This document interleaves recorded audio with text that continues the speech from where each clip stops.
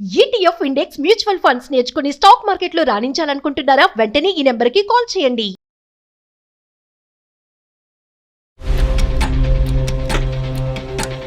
చచ్చిపోతా అని బెదిరిస్తేనే నేను వెళ్ళి మా అమ్మ నాన్నలతో తిట్లు తిని మరీ ఒప్పించుకున్నాను సార్. నేనే చచ్చిపోయే సిచ్యువేషన్కి వచ్చాను సార్.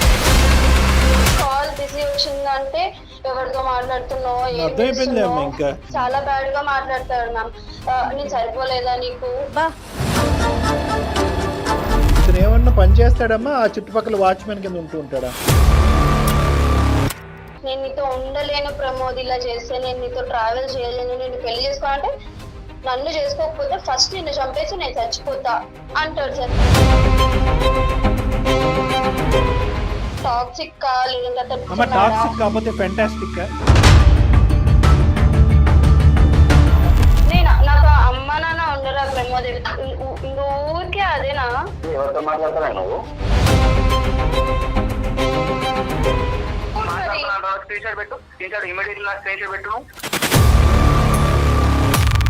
పూర్తి కంట్రోల్ తన చేతుల్లోనే. ఇంకా నిన్ను కంట్రోల్ చేయింది ఏముందమ్మా అతను? నువ్వు అమ్మాయిని చంపి బ్రతికిస్తున్నావయ్యా.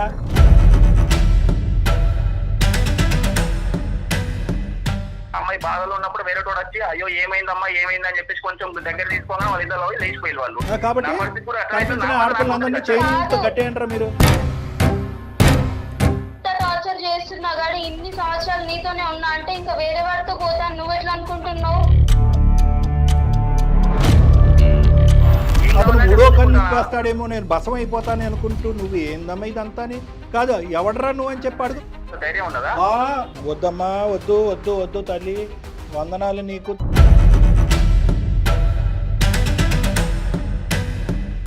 నమస్తే కళ్యాణ్. నమస్తే జయ గారు. అమ్మాయి పేరు సరయు. సరయు ఒక 3 పేజెస్ మెయిల్ పెట్టింది నాకు. ప్రేమించినప్పుడు బాగుంటుంది, ఆ జర్నీ కాస్త ముందుకెళ్ళిన తర్వాత ఒకరి మీద ఒకరికి ఆ లోటుపాట్లు తెలియటం. కొంతమంది పెళ్లి చేసుకుంటారు, కొంతమంది ముందుగానే గ్రహిస్తారు. దాంట్లోంచి బయటికి రావాలా, ముందుకెళ్ళాలా, వెనక్కి వెళ్ళాలా అర్థం కాని సిచ్యువేషన్. సో అలాంటి సందిగ్ధంలో మనకి ఈ మెయిల్ చేసిందండి సరయు. సరే, ఒకసారి మాట్లాడదామా? మాట్లాడండి మేడం. తను ఏం పెట్టిందంటే, నా మెయిల్ కనుక చూసే లోపు మరి నేను ఉంటానో ఉండను. అయ్యో, ఆ రేంజ్ లో పెట్టేసరికి నాకు చాలా భయం అనిపించింది. Sure will talk madam. Hello, నమస్తే అండి సరయు గారా? అండి? నేను జయానండి, సుమన్ టీవీ అందమైన జీవితం ప్రోగ్రామ్ నుంచి మాట్లాడుతున్నాను. నాతో పాటు డాక్టర్ కళ్యాణ్ చక్రవర్తి గారు కూడా ఉన్నారు. Thank you so much ma'am, call చేసినందుకు నా ప్రాబ్లమ్ని అర్థం చేసుకొని. తప్పకుండా అండి, తప్పకుండా. మీరు చాలా సీరియస్గా మెయిల్ పెట్టేసరికి మీరు పెట్టిన ఆ మెయిల్, ఆ వర్డ్స్ నాకైతే చాలా భయం అనిపించినాయి అండి. అందుకే డాక్టర్ గారి ముందు పెట్టాను. ఒకసారి డాక్టర్ గారితో మాట్లాడతారా? షూర్ మ్యామ్, మాట్లాడతాను మ్యామ్. హలో అమ్మ సరియు. నమస్తే సార్. నమస్తే. నువ్వు ఏ అఘాయిత్యానికి పాల్పడకుండా ఇలా సేఫ్గా ఉండటం మాకు హ్యాపీగా ఉంది. ఎందుకంటే లాస్ట్ లైన్ ఈమెయిల్లో నేను ఉండకపోవచ్చు అని మీరు పెట్టారు కదా, చాలా బాధ. అవును సార్. ఏంటమ్మా అంత బాధ కలిగి బ్రతకూడదు అనే వచ్చే ఆలోచన సంబంధించిన సమస్య ఏంటి? అంటే అసలు నా లైఫ్ ఏంటో నాకు అర్థం కాకుండా ఉంది సార్. అసలు నేను ఏం చేస్తున్నాను, అసలు ఏం చెయ్యాలి, అసలు నేను చేస్తున్నది కరెక్టేనా అన్నది నాకు కూడా అర్థం కాకుండా ఉంది సార్. నా లైఫ్ ఎట్టుపోతుందో కూడా అర్థం కావట్లేదు. చెప్పమ్మా, చెప్పు. How can we help you? నా పేరు Sarayu sir. I'm software engineer. నేను 6 years బ్యాక్ బీటెక్ లో ఉన్నప్పుడు ఒక అబ్బాయిని లవ్ చేశాను సార్. అతను నా సూపర్ సీనియర్. తన పేరు ప్రమోద్. అంటే ర్యాగింగ్ చేస్తున్నప్పుడు తను నన్ను ప్రొటెక్ట్ చేశాడనమాట. సో ఆ టైంలో మేము ఫ్రెండ్స్ అయ్యాము. ఫ్రెండ్స్ కాస్త కొన్ని రోజులు అయిన తర్వాత అది లవ్ గా మారింది. సో ఆ టైంలో తను చూపించే కేరింగ్, ఎవ్రీథింగ్ నాకు చాలా బాగా అనిపించేది సార్. అంటే ఎవ్రీథింగ్ తనే చూసుకునేవాడు అనమాట. అంటే నాకు ఏమైనా కావాలన్నా, లేదంటే నేను ఎటైనా బయటికి వెళ్ళాలన్నా తనే వచ్చి తీసుకుని వెళ్ళడము, తనే వచ్చి డ్రాప్ చేయడము, ఏదైనా ఫుడ్ తినాలన్నా తనే వచ్చి తీసుకురావడం. 1 రూపీ కూడా ఖర్చు పెట్టించేవాడు కాదు సార్ నాతో. అండ్ కాలేజ్ లో కూడా ఎవరైనా ఒక్క మాట అంటే కూడా వెళ్ళి వాళ్ళని కొట్టేసేవాడు.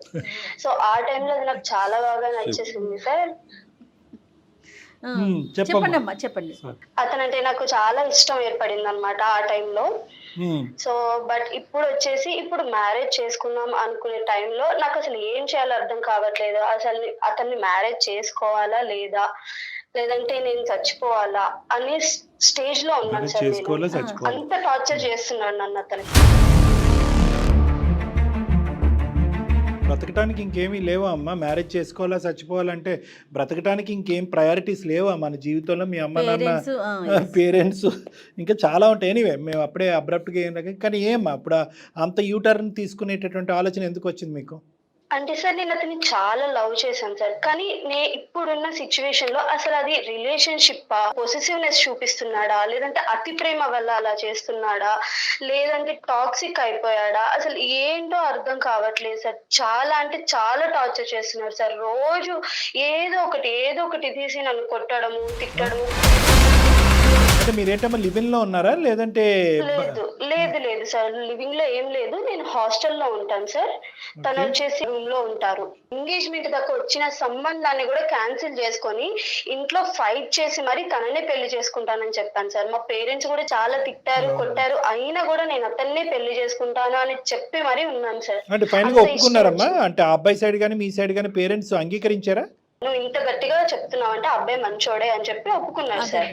మరి ఈ అబ్బాయితో ప్రాబ్లం ఏంటమ్మా?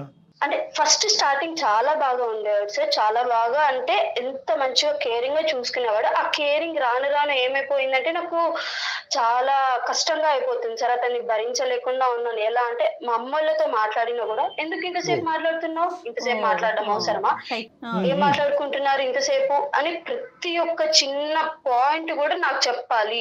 నువ్వు బయటికి వెళ్ళేది నాకు చెప్పాలి. ఒకవేళ బయటకు వెళ్తున్నా అంటే నేను లేకుండా నువ్వెందుకు బయటకు వెళ్ళడము, నీకు అంత పని ఏం అవసరమైంది, నీకు పని అవసరం ఉంది అంటే నాకు ఫోన్ చేయి, నేను వచ్చి తీసుకొని వెళ్తాను అని అంటారు సార్. ఈ చేంజ్ అంతా అబ్రప్ట్ గా ఒక సడన్ గా ఒక రోజు వచ్చిందమ్మా, లేదంటే over a period of time వచ్చిందా, లేదంటే ఏమైనా నీ సైడ్ ఏమైనా తప్పు కానీ అంటే తెలిసి తెలియనటువంటి ఏమైనా తప్పు జరగటం వల్ల అతను అలా మారిపోయాడు? స్టార్టింగ్ నుంచి ఇలా ఉంటే కనుక 6 years రిలేషన్షిప్ అవ్వదు కదా అమ్మా ఇది.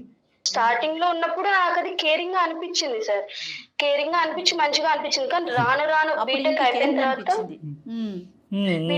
తర్వాత ఇద్దరికి జాబ్ వచ్చింది, మంచిగా సెటిల్ అయ్యాము, మ్యారేజ్ చేసుకున్నాము అనే టైంలో ఇతను ఇలా మాట్లాడడం స్టార్ట్ చేశాడు అనమాట. ఏంటి, ఎందుకు, అన్ని క్వశ్చన్స్ చేస్తూ ఉంటాడు సార్. ఎప్పుడైనా బయటికి తినడానికి వెళ్తా అన్నా కూడా నేను లేకుండా ఎట్లా వెళ్తావు తినడానికి నువ్వు అన్నట్లు మాట్లాడతారు సార్. నేను ఒక రోజు అంటే మా ఫ్రెండ్స్ తో బయటికి వెళ్ళాను సార్. వండర్లా ఇలా ట్రిప్కి వెళ్తాం కదా, అలా వెళ్ళాను అనమాట. వెళ్తే అప్పుడు ఫోన్ చేసి నీకు ఎవరు పర్మిషన్ ఇచ్చారు వెళ్ళడానికి, నేను వెళ్ళమని చెప్పానా, నువ్వు అర్జెంట్ గా ఎక్కడుంటే అక్కడ నుంచి హాస్టల్కి వచ్చాయని చెప్పి తిట్టాడు సార్. ఆ రోజు మా ఫ్రెండ్స్ అందరి ముందు నేను అప్పటికప్పుడే వచ్చేసి హాస్టల్కి వచ్చేసాను. సో ఇలా మాట్లాడుతూ కొట్టే పరిస్థితి ఎందుకు వచ్చిందమ్మా? కొట్టాడు అని కూడా అన్నావు, ఏమైనా తాగుతాడా అలాంటివి ఏమైనా ఉన్నాయా? లేదు తాగడం అలా ఏం లేదు సార్. ఒక రోజు ఏంటంటే నా బీటెక్ ఫ్రెండ్స్ నాకు మెసేజ్ చేశాడు అనమాట. ఒక అబ్బాయి ఏం చేస్తున్నావు అంటే నార్మల్ కన్వర్సేషన్ మాట్లాడుకున్నాం సార్. ఏం చేస్తున్నావు, ఎలా ఉన్నావు, ఎక్కడున్నావు, ఇలా మాట్లాడారనమాట. మాట్లాడినప్పుడు నార్మల్ గా తిన్నావా అంటే ఆహా నేను తిన్నాను, నువ్వు తిన్నావా అని అడిగాను సార్ నేను. ఆ టెక్స్ట్ చూసి వాడు తినకపోతే నీకెందుకు, నువ్వు వెళ్ళి తినిపిస్తావా, లేదంటే నువ్వు తినకపోతే ఆ అబ్బాయి వచ్చి నీకు తినిపిస్తాడా అని చెప్పి రోడ్డు మీద హాస్టల్ ముందు అందరి ముందు కొట్టారు సార్. ఒక్క రోజు ఒక నైట్ నార్మల్ గా నేను నిద్ర వచ్చేసి పడుకున్నాను సార్ కాల్ చేయకుండా. మార్నింగ్ లేచి చూసేసరికి 100 మిస్డ్ కాల్స్ ఉన్నాయి సార్. 100 మిస్డ్ కాల్స్ ఉన్నాయి. అంటే ఎత్తకపోతే వెంటనే కాల్ చేస్తాడు అంతే కదమ్మా? అవును సార్. నైట్ నేను పడుకునేటప్పుడు వీడియో కాల్ చేయాలి. నేను ఇంకో హాస్టల్లో ఉన్నాను పడుకుంటానని వీడియో కాల్ చేసి అప్పుడు పడుకోవాలి. అండ్ మార్నింగ్ కాల్ చేసి నువ్వు ఫస్ట్ హాస్టల్ కిందకి రా, నేను కిందనే కూర్చున్నా, నైట్ నుంచి నేను కిందనే ఉన్నా, నువ్వు ఇప్పుడు హాస్టల్ కిందకి రా అని అన్నాడు సార్. నేను కిందకి వెళ్ళాను అనమాట. కిందకి వెళ్ళగానే అందరి ముందు లాగి పెట్టి కొడితే 5 వచ్చులు పడ్డాయి సార్ చెంప మీద నాకు. వెళ్ళి గోల చేశాడు. హాస్టల్ వార్డెన్ అడిగాడు, ఈ అమ్మాయి నైట్ ఇక్కడే ఉందా, ఎక్కడికి వెళ్ళింది, బయటికి వెళ్ళిందా, లేదంటే నాకు కాల్ చేయలేదు అని చెప్పి గొడవ పెట్టుకున్నాడు సార్ హాస్టల్ వార్డెన్ తో కూడా. ఇతను ఏమన్నా పని చేస్తాడమ్మా? ఆ చుట్టుపక్కల వాచ్మెన్ కింద ఉంటూ ఉంటాడా? తను కూడా సాఫ్ట్వేర్ ఎంప్లాయీ సార్. అంటే జాబ్ కూడా నాకు తనే రిఫర్ చేశాడు. అది కూడా ఎందుకని నాకు తర్వాత అర్థమైంది. వాళ్ళ ఫ్రెండ్స్ అందులో ఉన్నారంట. నేను ఏం చేస్తున్నాను, ఎలా ఉంటున్నాను, ఎక్కడికి వెళ్తున్నాను అవన్నీ తెలుసుకోవడానికి వాళ్ళకి తెలిసిన కంపెనీలోనే నాకు జాబ్ రిఫరెన్స్ ఇచ్చాడు సార్. ఆయన ఇంక ఉద్యోగం ఎక్కడ చేస్తున్నాడమ్మా? నీకు జాబ్ ఇప్పించాడు, బాగానే ఉంది, నీ వెనకాల తిరగటమే సరిపోతా ఉంది కదా. ఇదే ఈ ఎంక్వైరీలోనే ఉంటాడు అతను ఉదయం నుంచి సాయంకాలం వరకు. అవును సార్. ఫస్ట్ నుంచి ఇలానే ఉండేవాడు సార్. కానీ ఆ టైంలో ఏమనిపించింది అంటే చాలా కేరింగ్ గా, లైక్ ఒక అర్జున్ రెడ్డిని చూస్తున్నట్టు ఆ ఫీలింగ్ లో ఉండేదాన్ని కాబట్టి నాకు అప్పుడు ఏం అనిపించలేదు సార్. చాలా కేరింగ్ గా అనిపించింది. కానీ రాను రాను రాను ఏంటంటే అది భరించి భరించి భరించి నాకు అది పాసెసివ్ లాగా టాక్సిక్ లాగా అయిపోతుంది సార్. ఇప్పుడు వాట్సాప్ సీన్ కనపడకపోయినా కానీ తిడతారు సార్. ఏదైనా మంచి పిక్ స్టేటస్ లో పెట్టినా కూడా ఈ పిక్ ఎందుకు స్టేటస్ లో పెట్టావు, ఎవరి కోసం స్టేటస్ లో పెట్టావని తిడతారు సార్. అండ్ ఇన్స్టాగ్రామ్ అకౌంట్ కూడా తీసుకున్నాడు అతనే. ఎవరైనా ఫాలో అంటే ఎవరైనా రిక్వెస్ట్ పెట్టినా కూడా ఇతను ఎందుకు నీకు రిక్వెస్ట్ పెట్టాడు, నీకు తెలుసా, ఇతను నువ్వు ఆయనకి తెలుసా అన్నట్టు మాట్లాడతాడు. ఎప్పుడైనా రోడ్డు మీద నార్మల్ బయటకు నడుచుకుంటూ వెళ్ళినా కూడా ఎవరైనా అబ్బాయి నన్ను చూసినా, ఆ అబ్బాయి నీకెలా చూస్తున్నాడే, నీకు తెలుసా అబ్బాయి నీ ఫ్రెండా, లేదంటే మీరిద్దరే మనం కోఆర్డినేట్ చేసుకుంటున్నారా కళ్ళతో అని మాట్లాడతాడు సార్. జస్ట్ నార్మల్ నడుచుకుంటూ వెళ్ళి ఎవరో పర్సన్ ర్యాండమ్ పర్సన్ చూసినా కూడా అలానే మాట్లాడతాడు. ఇన్ని విధాలుగా ఉన్న ఇతనైతే కరెక్ట్ గా ఉంటదమ్మా ఇతని వ్యక్తిత్వం గానీ? సార్ నేను చాలా టైమ్స్ చెప్పాను సార్, అసలు నువ్వు నాకు వద్దు అని చెప్తే చాలు, నేను లేకుండా నువ్వు ఒక్క అడుగు కూడా ముందుకు వేయలేవు, నేను లేకుండా అసలు నువ్వు ఎలా ఉంటావు అని చెప్పి చేతులు కోసుకోవడము, లేదంటే నన్ను బెదిరించడము, లేదంటే మా అమ్మ నెంబర్ తీసుకున్నారు సార్. ఎలా తీసుకున్నాడో కూడా నాకు తెలియదు. ఫోన్ లో మా అమ్మ నెంబర్ తీసుకొని మీ అమ్మకి చెప్తానని బెదిరించడము అలాంటివి చేసేవాడు సార్. చెప్తే చెప్పుకోమనండి, ఎవరు నమ్ముతారు ఇవన్నీ పిచ్చి మాటలన్నీ. ఇంకా ఏదైనా డ్రెస్ వేసుకొని బయటకు, ఈ డ్రెస్ ఎందుకు వేసుకున్నావు నువ్వు, ఈ డ్రెస్ వేసుకోకూడదు, ఈ డ్రెస్ వేసుకోవాలి, ఇంకో ఆఫీస్కి వెళ్ళేటప్పుడు కూడా ఈ డ్రెస్ వేసుకోవాలి అని చెప్పి ముందే చెప్పేవాడు సార్. పూర్తి కంట్రోల్ తన చేతుల్లోనే. ఇంకా నిన్ను కంట్రోల్ చేయింది ఏముందమ్మా అతను? నువ్వు తినే తిండి చదువు మా మమ్మీ డాడీ కూడా అసలు ఈ 26 years లో ఒక్కసారి కూడా నన్ను కొట్టలేదు సార్. మా అమ్మ నాన్న కూడా ఇతను నన్ను ఎన్ని సార్లు కొట్టాడో, ఎవ్రీడే ఏడుస్తాను సార్. ఎవ్రీడే నేను అసలు మంచిగా సంతోషంగా ఉన్న రోజే లేదు సార్. కాదమ్మా, ఇంత ఫైట్ చేసి మీ పేరెంట్స్ ని ఒప్పించినటువంటి ఈ మహానుభావుడు గురించి మళ్ళీ మీ తల్లిదండ్రులకి వెళ్ళి చెప్పావా? లేదు సార్, చెప్పలేదు సార్. అంటే నేనే అతన్ని చెప్పాను అనమాట, నువ్వు ఇలా ఉంటే నేను నిన్ను పెళ్లి చేసుకోను, ఇలా ఉంటే నేను నీతో ఉండను అని చాలా టైమ్స్ చెప్పాను సార్. నువ్వు చెప్తే గొప్పగా మారిపోయే రకం కాదులేండి అమ్మా.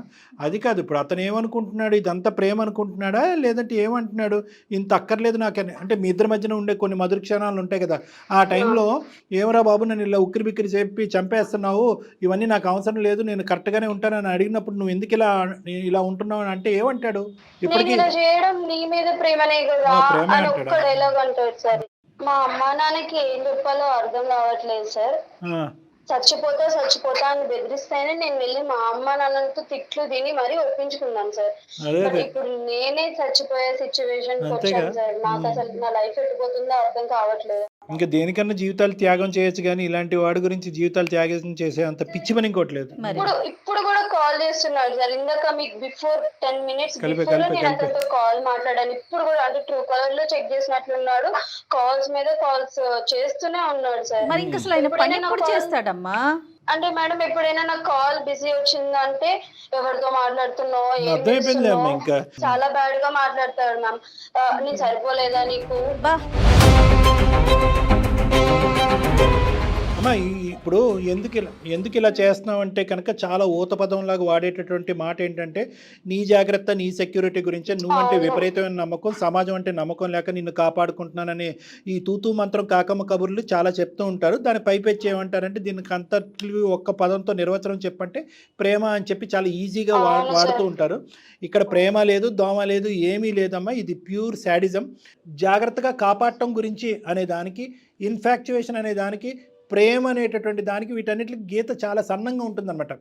వాళ్ళ అవకాశవాదులు అయితే ఏమంటారు అంటే కనుక రకరకాల విధాలుగా వాడేసుకుంటూ ఉంటారు. ఇప్పుడు ఇతను ఉన్నాడు అనుకోండి, ఇతను అవకాశవాది, అనుమానాస్పదమైన ధోరణి అవకాశవాదం, ఇంకా పచ్చిగా చెప్పాలంటే శాడిస్టు. ఎందుకంటే ఎప్పుడైతే ఇంకా అర్థమయ్యేది ఏంటమ్మా, నువ్వు సాఫ్ట్వేర్ ఇంజనీరు, చక్కటి ఇంగ్లీష్ మాట్లాడుతున్నావు, మీ ఆఫీస్లో ఇంటా బయట ఇలాంటి వాతావరణాలని చాలా సందర్భాల్లో సమయాల్లో చూసుంటావు.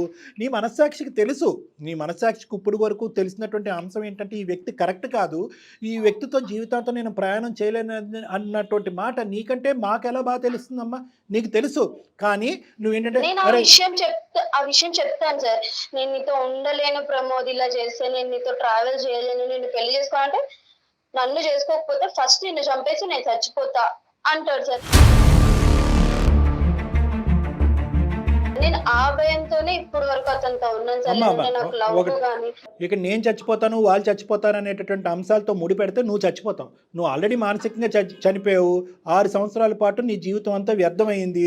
ఆఖరికి మీ తల్లిదండ్రులను ఎవరినైతే బలవంతంగా ఒప్పించావో ఆ తల్లిదండ్రుల దగ్గరికి ఎదురెళ్ళి అమ్మా నాన్న ఇలా ఉన్నాడు నా సెలక్షన్ అని చెప్పుకోలేనటువంటి దుస్థితి.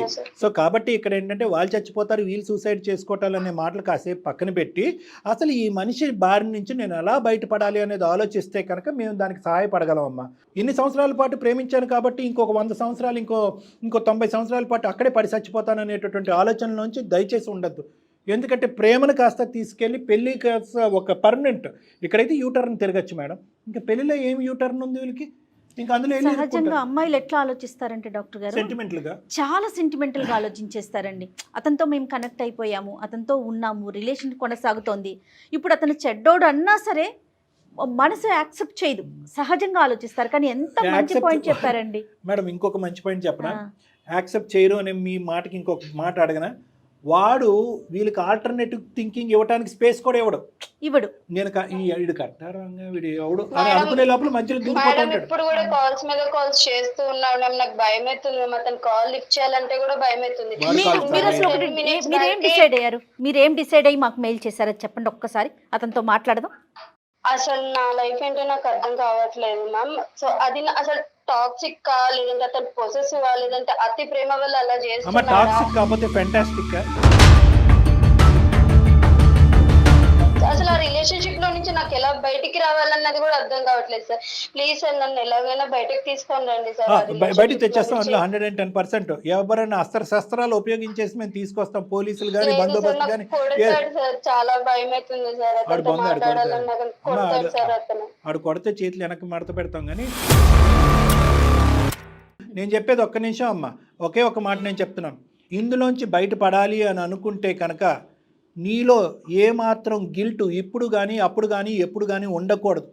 నేనేదో బాగు చేసుకోవాల్సినటువంటి మనిషిని, అంత గాఢంగా ప్రేమించినటువంటి మనిషిని, ఆ ప్రేమను త్యాగం చేసేసి నేను అనవసరంగా బయటకు వచ్చేసి నేను గిల్టు నామమాత్రం కూడా నీ మనసులో ఉండకూడదు. ఇది నెంబర్ 1. నా లైఫ్ నాకు కావాలి సార్. నా లైఫ్ నా చేతిలోకి కావాలి. నా లైఫ్ అతనికి నచ్చినట్టు కాదు, నాకు నచ్చినట్టు నేను బ్రతకాలనుకుంటున్నాను. నువ్వు నిజంగా నీ భయాన్ని మేము అర్థం చేసుకోగలం అమ్మా. ఎందుకంటే జయ గారు, సమాజంలో ఇప్పుడు మనం ఏదైతే ప్రతిరోజు ఉదయం లెగుస్తూనే అరే ఈ రోజు ఏం వార్త వినిపిస్తుందో అనేటటువంటి సమాజంలో ఎక్కడ కూడా ఎవ్వరు తగ్గట్లేదు. అమ్మాయిలు తగ్గట్లేదు, అబ్బాయిలు తగ్గట్లేదు, భర్తలు తగ్గట్లేదు, భార్యలు తగ్గట్లేదు. ఏకంగా నరుకుడు, కోసుడు, పాతుపెట్టుడే, చిన్న పిల్లలు కూడా తయారయ్యారు. నిజంగా నీ భయం వాస్తవమైనటువంటి భయం అమ్మా. ఈ రోజు ఈ ప్రేమని కట్ చేయటం అనేటటువంటిది ఎంత ఇంపార్టెంటో నీ సేఫ్టీ అనేది కూడా అంతే ఇంపార్టెంట్. కాలేజ్ చేయకపోతే హాస్టల్ కింద వచ్చి రచ్చ చేస్తారు సార్. ఎంత భయపడుతుంది మీరు చెప్తున్నారు, బట్ నా ధ్యాస అంతా ఇటు కాల్ మీద అంటే నాకు షివరింగ్ వస్తుంది సార్. బాడీ అంతా ఒక్క నిమిషం, నాకు మీ సేఫ్టీ కూడా ఇంపార్టెంట్ అమ్మా. ఎందుకంటే కేవలం ప్రేమను తగ్గొట్టడం, నిన్ను అక్కడి నుంచి బయటకు లాగటమే కాదు, ఆ తర్వాత అతను నీ మీద ఎటువంటి ప్రయోగం చేస్తాడు, ఏ విధంగా నిన్ను అటాక్ చేస్తాడు అనేటటువంటి భయంతో ఏ విధంగా చేస్తే బాగుంటుంది అనేది నేను జయ మేడం ఆలోచిస్తున్నాం. ఎనీవే ఎలాగా చేస్తున్నాడు కదా, ఒక కాల్ కలపమ్మా, మేము మ్యూట్ లో ఉంటాం. అతను ఎలా నీతో మాట్లాడుతున్నాడో మేము చూస్తాం. కనెక్ట్ అమ్మా. ఎంత భయపడుతుందో చూడండి. Harassment madam. దయచేసి లైన్లో వేచి ఉండండి. Hello hello Pramod. ఏ రేట్ వెళ్తాను? ఎవరితో మాట్లాడతాను? నేనా? నాకు అమ్మ నాన్న ఉండరా ప్రమోద్? ఊరికే అదేనా? ఎవరితో మాట్లాడతారా నువ్వు?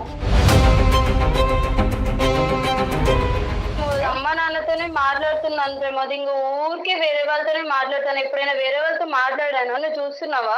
నీ దగ్గర యాక్సెస్ ఉంది కదా. వేరే వాళ్ళతో నువ్వు మాట్లాడతావు ఇక్కడ, నువ్వు మాట్లాడతావు అని నేను అంటలేదు. ఎవరితో మాట్లాడతావు అడిగినా, వేరే వాళ్ళతో మాట్లాడుతున్నానా వాళ్ళతో మాట్లాడినా అడిగినా అడగలేదు కదా. నువ్వెందుకు చెప్తాను అంటే నువ్వు వేరే వాళ్ళతో మాట్లాడాలనుకుంటున్నావా?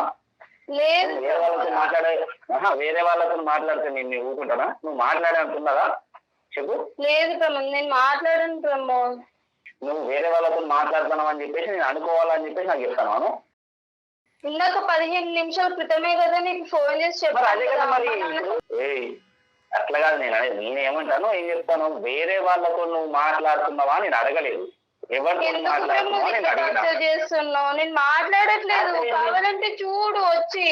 నువ్వు ఫస్ట్ నన్ను పేరు పెట్టి పిలవడం నాకు నచ్చదని నీకు తెలుసు. ఓకే, పేరు పెట్టి పిలుస్తున్నాడు, పక్కన ఎవరు అసలు ఎక్కడున్నా చెప్పు కరెక్ట్ గా. నేను హాస్టల్లోనే ఉన్నాను. నేను ఎక్కడికి వెళ్తాను? నేను ఎక్కడికైనా వెళ్తే నీకు చెప్పే వెళ్తాను కదా. ఒక 15 నిమిషాల క్రితం కూడా నువ్వు అదే క్వశ్చన్ చేసావు కదా, నువ్వు వేరే వాళ్ళతో మాట్లాడుతున్నావు. అందుకనే నేను వేరే వాళ్ళతో మాట్లాడట్లేదు, అమ్మా నాన్నతోనే నీకు ఫోన్ కట్ చేసే ముందు కూడా చెప్పా కదా, అమ్మ ఫోన్ చేస్తుంది, మాట్లాడిన తర్వాత ఫోన్ చేస్తా అని చెప్పా కదా. ఇంతలోపే నువ్వు కంటిన్యూగా కాల్స్ మీద ఇంకా అమ్మా నాన్నతో మాట్లాడొద్దా చెప్పు? ప్రతి రోజు ప్రతి 1 minute నీతోనే మాట్లాడుతూ ఉంటా. రోడ్డు మీద పోతానా, ఓకే ఏమన్నా అయింది అనుకో, నేను అయిపోయి అందుకే ఏమన్నా అయింది కాబట్టి ఫోన్ చేస్తాను. ఏమో నేను చచ్చిపోయిన ఖర్చు నా శవం కాడ కూర్చొని చచ్చి ఏడతావా, అయ్యో బతుకున్నావా అని చెప్పేసి ఫోన్ ఎత్తాలి కదా. నువ్వు ఫోన్ ఎత్తి ఎందుకు ఫోన్ చేస్తా అని అడగాలి కదా. ఏమైంది మమ్మీతో మాట్లాడుతున్నా అంటే నాకు క్లారిటీ ఉంటది కదా. నువ్వు ఎవరితో మాట్లాడుతున్నావు నాకేం తెలుసు, నేను చూసిందా నిన్ను? చూడు ప్రమోద్, వచ్చి కావాలంటే నీ దగ్గర స్క్రీన్ షాట్ పెట్టు, screen shot immediate screen shot పెట్టు. పెడతా స్క్రీన్ షాట్ పెడతా, ప్రతిసారి పెడతాను కదా నీకు స్క్రీన్ షాట్. ప్రతి ఒక్కటి నీ దగ్గర వాట్సాప్ లాగిన్ ఉంది, నీ దగ్గర ఇన్స్టాగ్రామ్ లాగిన్ ఉంది, నీ దగ్గర కాల్ ఏదో యాప్ ఎక్కించుకున్నావు. నేను ఎవరితో మాట్లాడుతున్నా, ఎంతసేపు మాట్లాడుతున్నా చూడడానికి కూడా యాప్ ఎక్కించుకొని చూస్తూనే ఉన్నావు కదా. ప్రతి ఒక్కరు చూసే నేను చూస్తాను తెలిసి కూడా నువ్వు ఎవరితో మాట్లాడుతున్నావు అని నాకు తెలిస్తే నేను అంత మాత్రం ఆ మాత్రం నాకు తెలియదు. ఇప్పుడు ఎవరితో మాట్లాడుతున్నా చెప్పనా? యాప్ లో చూడు, నేను ఎవరితో మాట్లాడుతున్నాను యాప్ లో చూడు. ఎందుకు చిన్న దానికి ఊరికి ఇట్లా టార్చర్ చేస్తున్నావు, నాకు వద్దు. హలో హలో ఎవరు? ప్రమోదా? హలో, అమ్మాయి చంపేస్తావా? ఆ అమ్మాయి ఎక్కడుందో లొకేషన్ చెప్ప. మేము సుమన్ టీవీ అందమైన జీవితం నుంచి డాక్టర్ కళ్యాణ్ చక్రవర్తి జయ మేడం మాట్లాడుతున్నాము. మేమిద్దరు ఇక్కడే ఉన్నాం. మొత్తం నీ కాన్వర్సేషన్ అంతా కూడా 10 minutes పాటు దారుణంగా విన్నాం. మేము మ్యూట్లో పెట్టి మొత్తం విన్నాం, రికార్డ్ కూడా చేసాం. ప్రతి ఆధారంతో పాటు మేము రెడీగా ఉన్నాం. 6 years పాటు ఈ అమ్మాయి ఎటువంటి ఈ పిచ్చి అమ్మాయి, మళ్ళీ చెప్తున్నా, ఈ పిచ్చి అమ్మాయి ఇప్పటి వరకు నువ్వు నమ్మబలికినటువంటి ప్రేమ అనుకుంటూ నమ్మబలికి ఒక భయంకరమైనటువంటి శాడిజము, ఒక టార్చరు, ఒక సైకోపాత్లో నువ్వు బిహేవ్ చేసావు. మొత్తం అంతా రికార్డ్ చేసుకుని మేము ఎవిడెన్స్లన్నీ ఉన్నాం. 10 నిమిషాలు మేము వినలేకపోయాం. ఈ పిచ్చి అమ్మాయి 6 సంవత్సరాల పాటు ప్రతి నిమిషం ఈ వేదనకు గురవుతుంది. మేము అసలు ఊరుకునేదే లేదు. ఏం కావాలి నీకు? ఆగమ నువ్వు ఆగో. ఒకటి నాకు చెప్పు, ఇది ప్రేమ? ఇది ప్రేమ? అమ్మ నువ్వు చెప్పక్కర్లేదు. అమ్మ నువ్వు మాకు చేసావా, మేము మీకు కాల్ చేసావా అనేటువంటి అసందర్భం. మేము దేనికన్నా మెంటల్గా రెడీగానే ఉన్నాం. ఈ టార్చర్ ఇక్కడితో ఆగాలి, ఈ మనిషిని ఎక్కడ పెట్టాలో అక్కడ పెట్టాలి. ఏమయ్యా ఒక్క నిమిషం నువ్వు ఆగు. దీన్ని ప్రేమ అంటారయ్యా? ఇది ప్రేమ కాదు సార్. ఒక మాట సార్, ఇప్పుడు ఒక మాట, నా భయం ఏది సార్, ఇప్పుడు ఆమె హాస్టల్లో ఉన్నా అని చెప్పింది, మీరు మాట్లాడుతున్నారు. ఇది ఎట్లా పాసిబిలిటీ సార్? ఇప్పుడు నీ అమ్మ నాన్నతో మాట్లాడినా చెప్పిన అమ్మాయి ఇప్పుడు మీతో నాకు ఎట్లా కాన్ఫరెన్స్ పెట్టింది సార్? చెప్పిన అబద్ధమే కదా. ఇప్పుడు ఒక్క మాట విను, ఈ రోజు నువ్వు కావాలి అని అనుకుంటే కనుక అమ్మాయి నిజాలు చెప్తుంది. నువ్వు వద్దు కాబట్టి ఇప్పుడు అబద్ధం ఆడుతుంది అమ్మాయి. అబద్ధం ఆడింది కాబట్టి తగ్గట్టేసుకుంటారా? అబద్ధం ఆడేసుకుంటే కాబట్టి తగ్గట్టుకుంటే కనుక ఇప్పుడు వరకు అమ్మాయి అన్ని అబద్ధాలే ఆడింది కాబట్టి తగ్గట్టేసుకుని గుడ్ బై చెప్పేసి ఆ అమ్మాయిగా వదిలేసాయి. అట్లా వదిలేసాం సార్. నేను 6 సంవత్సరాల నుంచి ప్రేమించిన అమ్మాయి, ఆమె మీద ఆమె తోటి నేను ఇప్పుడు 6 సంవత్సరాలు 6 సంవత్సరాల పాటు ప్రేమించావు కాబట్టి జీవితాంతో పాటు నీతో పాటు సస్తానని చెప్పి సర్టిఫికేట్ రాసి అగ్రిమెంట్ రాసి ఇచ్చిందా నీకేమన్నా అమ్మాయి? లేదంటే అమ్మ నాన్న ఇచ్చారా? ఇప్పుడు సొసైటీ చూస్తలేమా సార్? రోడ్డు మీద ఎట్లా పోతాలు ఏందో చూస్తలేమా? అందరూ ఎట్లా పోతాలు ఎట్లుంటలేదు. ఆఫీసులలో మా ఆఫీసులలో అన్నయ్య అనుకుంటా. నువ్వు అమ్మాయిని చంపి బ్రతికిస్తున్నావయ్యా, నువ్వు అమ్మాయిని చంపి కాపాడుతున్నావు. ఏది సమాజాన్ని నుంచి కాపాడేస్తున్నాను అనుకున్న నువ్వు ఆల్రెడీ ఆ అమ్మాయిని ఎప్పుడో చంపేశావు. మానసికంగా ఎప్పుడో చంపేసి పిచ్చిదాన్ని చేస్తావు. నువ్వు కాపాడుతున్నాను అనుకున్నావు. అమ్మాయికి నేను లవ్ చేసే అమ్మాయికి నేను మాత్రమే ఉండాలి. ఇప్పుడు నేను రేపు రోజున పెళ్లి చేసుకోగలుగుతాను. నేను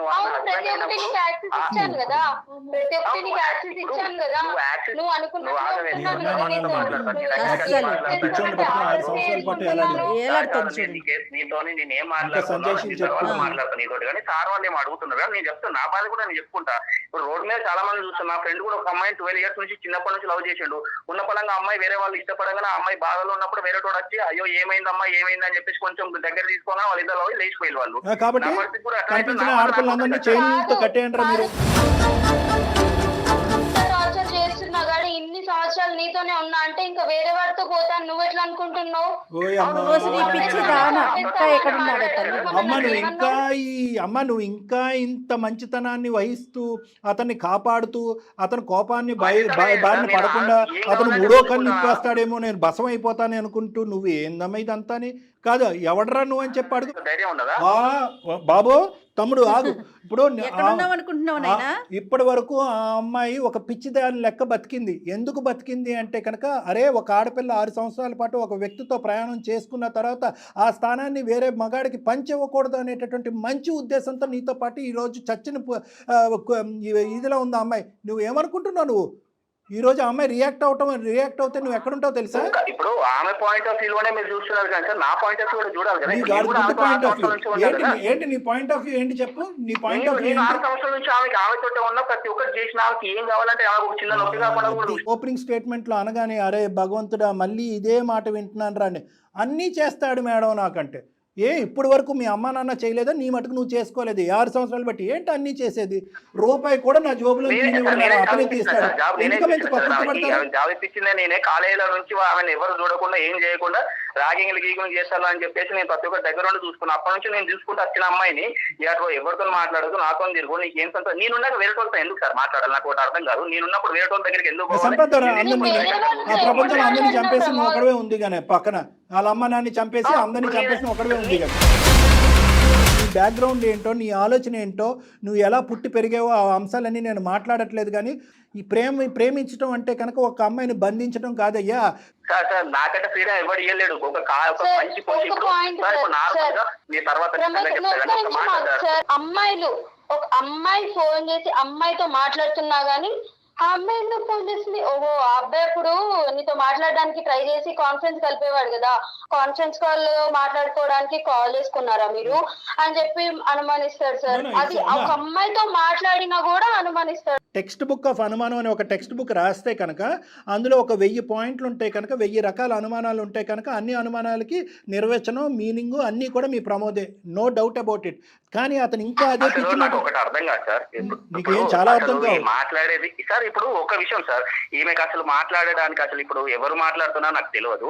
ఇవన్నీ చేయడానికి కారణం ఏంది? ఆమెకు ఆల్రెడీ పాస్ట్ లో ఒక ఎక్స్ ఉన్నారు. మరి ఆ ఎక్స్ తోటి మాట్లాడిస్తున్నారా లేకపోతే ఆ అమ్మాయికి ఎక్స్ లేడు, నీ బ్రెయిన్ లో వై ఉన్నాడు. బుర్రా అమ్మాయి నీకు ఉండయ్యా ఒక్క నిమిషం. ఆ అమ్మాయికి ఎక్స్ వై జెడ్ ఏమీ లేదు. అర్జెంటుగా ఎమర్జెన్సీగా మేము అంబులెన్స్ పంపిస్తాం, నిన్ను ఎక్కడికో తీసుకెళ్ళాలి. నిజంగా చెప్తున్నాను, నువ్వు కూడా you are not mentally straight. నువ్వు మెంటలీ స్ట్రైట్ గా లేవు. What is this? ఇచ్చాడు లైఫ్ ఇచ్చాడు ఓకే సార్, బట్ నా లైఫ్ నా చేతిలో కాకుండా అతనికి నచ్చినట్టు బ్రతకమంటే నేను ఎలా బ్రతుకుతాను సార్ చెప్పండి? నేను చచ్చిపోయేటట్టు ఒకవేళ ఉంటే నాకంటే ముందు ఒక రోజు ముందు ఆమె చచ్చిపోవాలి సార్. ఇది నేను కోరుకుంటాను. ఎందుకంటే అమ్మాయి నా లెక్కనే ఉండాలి, నాతోటే ఉండాలని ఒక ఇంటెన్షన్ ఎవరికైనా ఉంటుంది. నాకు అది కావాలి సార్ అంతే.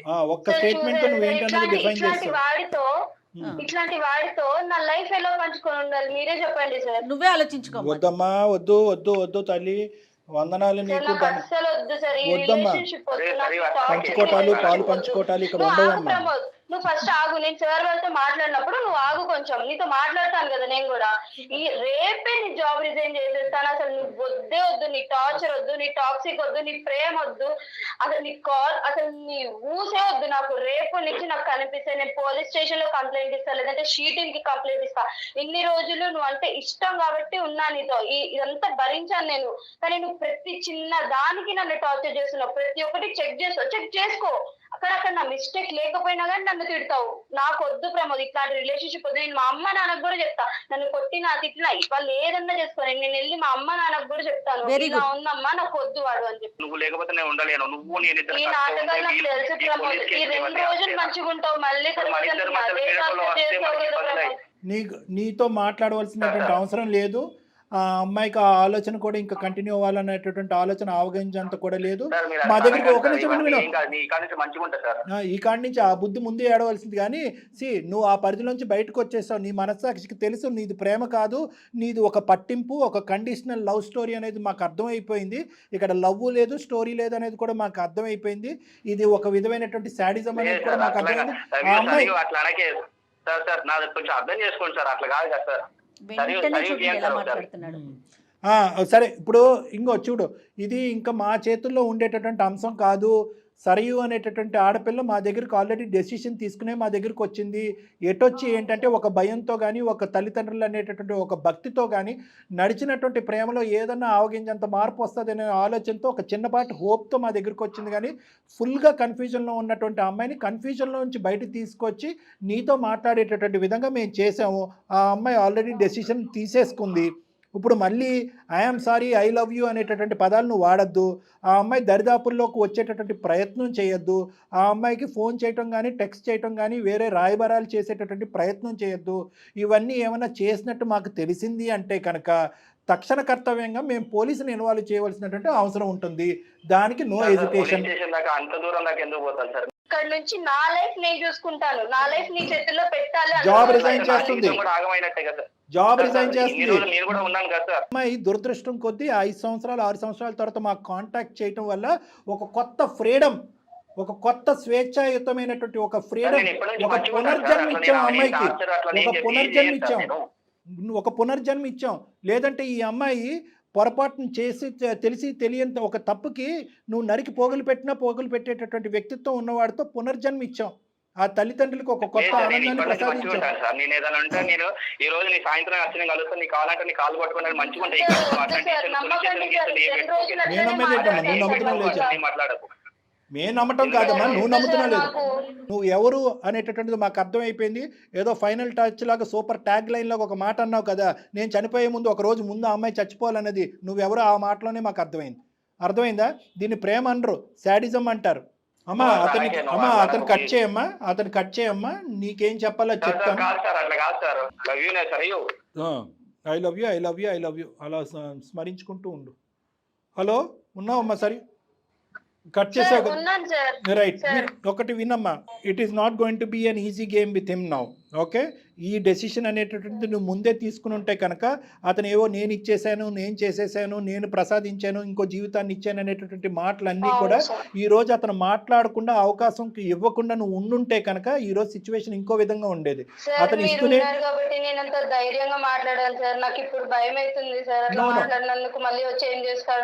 అమ్మ ఎప్పటికైనా ఇది తెగ్గొట్టవలసినటువంటి అంశమే. ఇంతకాలం ఆ భయాంతోనే ఇది ప్రేమ అనుకుంటూ దాన్ని కాపాడుకుంటూ గుడ్డిగా ముందుకెళ్ళావు. ఇది మేం కాబట్టి ఈ మాత్రమైనా మాట్లాడాం. మీ తల్లిదండ్రులు అయ్యంటే కనుక వాడు మెడొంచి చేతులు వెనక్కు ఉంచి ఈ పాటికే పోలీస్ స్టేషన్కి పట్టుకెళ్ళి ఉండేవారు, వాళ్ళ కూతురికి జరిగేటటువంటి అన్యాయాన్ని చూడలేక. కాబట్టి ఇప్పటికే నువ్వు డిక్లేర్ చేసి మా లాంటి వ్యక్తుల యొక్క సహాయం తీసుకోవటానికి ఇప్పటికీ లేట్ చేస్తావు.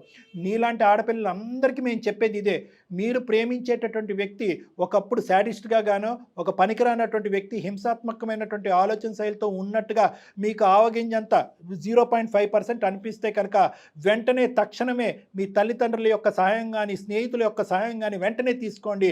అక్కడ దయచేసి సిగ్గుపడద్దు, మోమాటం పడద్దు, భయపడద్దు. వాళ్ళు మీ తల్లిదండ్రులు కాబట్టి మీ శ్రేయస్ కోరుకునే వాళ్ళు ఆలోచిస్తారు.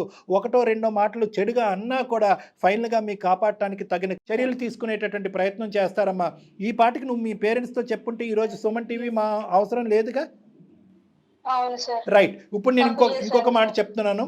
He's not going to go away easy. ఎందుకంటే కనుక ఏదో నీ కాళ్ళ మీద పడతాడు, మళ్ళీ వస్తాడు, బేరసారాలు చేస్తాడు, అవకాశం లేకపోతే బెదిరిస్తాడు. నువ్వు ఫస్ట్ జాబ్ రిజైన్ చేయాలి, హాస్టల్ ఖాళీ చేసి వెంటనే మీ తల్లిదండ్రుల దగ్గరికి వెళ్ళాలి.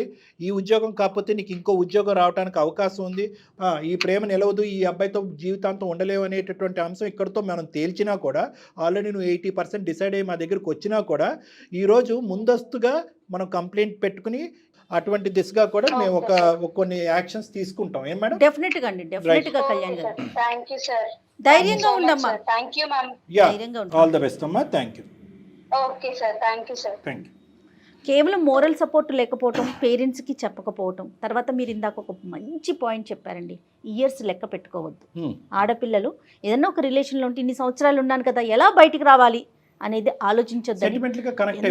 వ్యాలిడ్ పాయింట్ డాక్టర్ గారు, ప్రాక్టికల్గా ఆలోచించాలి. అవునమ్మా, it's a beautiful episode madam, and a beautiful message to the society. అందరూ చూడవలసినటువంటి ఒక ఎపిసోడ్. తల్లిదండ్రులు కానీ, ఈ వయసులో ఉండేటటువంటిది ఏదో 18 to 24 ఏజ్ గ్రూప్లో ఉండేటటువంటి యువతులు కానీ అందరూ కూడా చూడవలసినటువంటి ఎపిసోడు. ప్రేమ అనేటటువంటిది ఎంత ఇంపార్టెంటో ఆ ప్రేమ ముసుగులో జరిగేటటువంటి అరాచకాలు కూడా ఒక్కసారి గుర్తు పెట్టుకుని అనుమానంతో ముందుకెళ్ళి జడ్జ్మెంటల్ కెపాసిటీ అనేటటువంటిది తట్టి లేపండి. You will be safe. 100%. నమస్తే. Thank you.